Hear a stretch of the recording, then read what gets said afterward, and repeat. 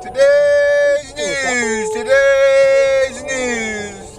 CBS News on the Hour, sponsored by Progressive Insurance. I'm Tammy McCormick. The president's under growing pressure to let the steam out of his tariffs war. The CEOs of Walmart and Target warned Trump Monday as tariffs on Chinese goods could lead to empty store shelves in a matter of weeks.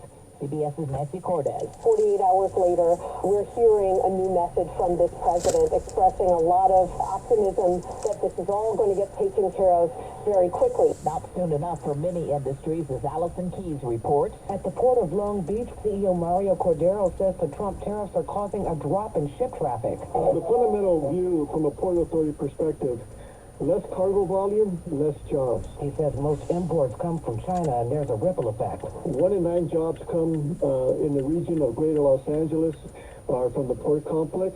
Allison Keyes, CBS News. Longtime Illinois Senator Dick Durbin said today he won't be running for re-election. After 4 decades, he says it's time for others to serve. And analyst Larry Sabato believes his seat will very likely be filled by another Democrat. There are already a half a dozen Democrats lining up.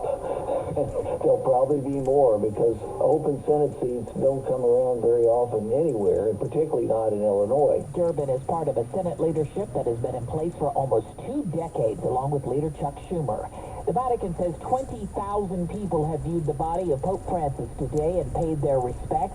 CBS's Nora O'Donnell is in Rome. The wait, we are told, is about 4 hours, but one woman told us Catholics will wait however long it takes, stop what they're doing to take Pope Francis for, in her words, changing the church. A planned meeting in London to discuss the war in Ukraine didn't happen today. Top U.S. negotiators weren't there. The White House admits President Trump is frustrated, even though J.D. Vance indicated a deal could still be reached. I think that we've put together a very fair proposal. We're going to see if the Europeans, the Russians, and the Ukrainians are ultimately able to get this thing over the finish line. Ukraine's president has already said allowing Russia to keep Crimea is a non-starter.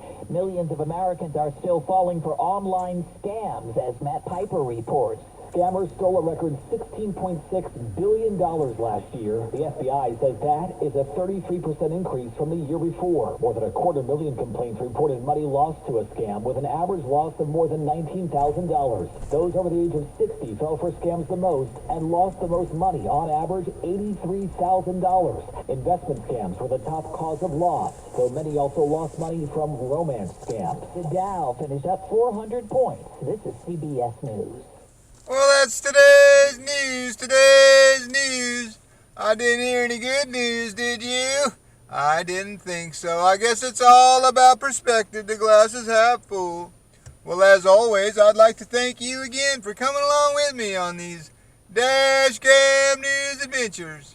You know the drill. Peace, love, and all that hippie jazz. Bye-bye, everybody. It's 58 degrees in Alameda, California.